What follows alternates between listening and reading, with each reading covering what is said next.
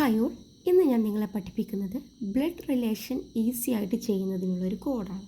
അതിലൊരു 4 കാര്യങ്ങൾ നിങ്ങൾ ഡീറ്റെയിൽഡായിട്ട് പഠിച്ചാൽ മതി.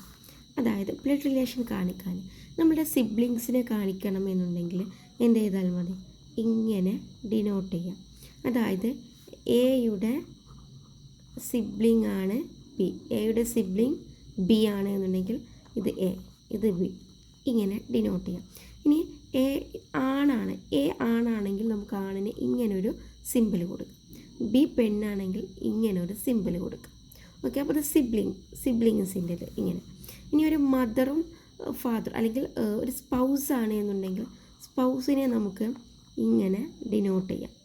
മനസ്സിലായോ? ഇതിൽ ഒന്ന് ഫാദറാണ്, ഒന്ന് മദർ, അല്ലെങ്കിൽ ഒന്ന് വൈഫാണ്, ഒന്ന് ഹസ്ബൻഡാണ്. ലേഡീസിന് നമ്മൾ ഇങ്ങനൊരു സൈനും ജെൻസിന് നമ്മൾ ഇങ്ങനൊരു സൈനും കൊടുക്കും.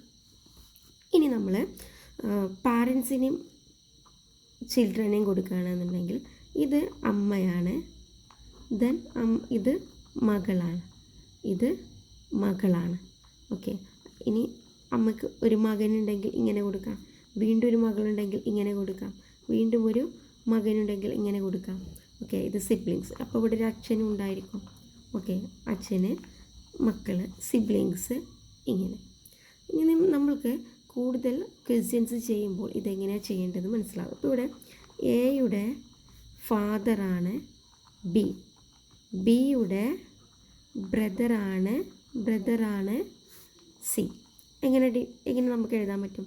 എയുടെ ഫാദർ ബി, എ എന്ന് എഴുതി നമ്മൾ. എയുടെ ഫാദറാണ് ബി, അപ്പോൾ നമുക്ക് എങ്ങനെ എഴുതാം? ബി ഫാദറാണ് അല്ലേ, അപ്പോൾ ബിക്ക് ഇങ്ങനൊരു സൈൻ കൊടുക്കാം.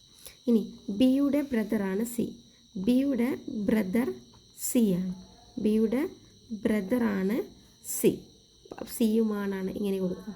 അപ്പോൾ എ സിയുടെ ആരാണ്? എയുടെ ആരാണ് സി?